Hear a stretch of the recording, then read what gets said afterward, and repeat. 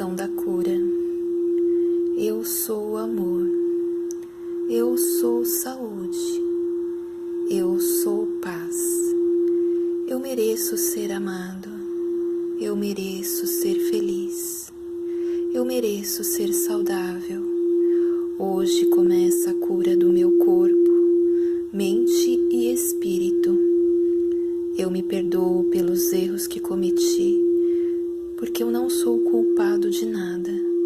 Eu não pude e nem soube agir de outra forma naquele momento.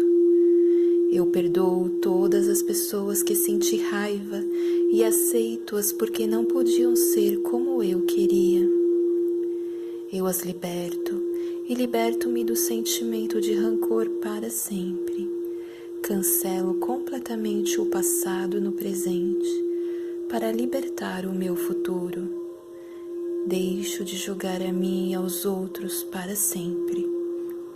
Entrego neste momento toda a minha dor, todos os meus erros para Ti, ó Deus Pai Todo-Poderoso, para que transforme tudo em amor, saúde e paz.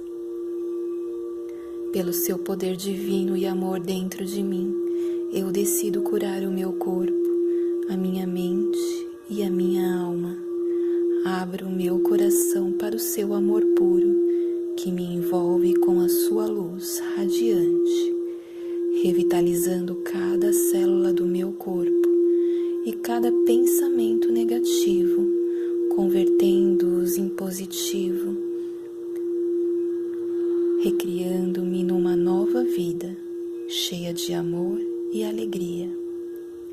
Eu desejo com todo o meu coração esta cura, para então ajudar a curar os outros e assim cumprir a minha missão de amor nesta vida. Que assim seja.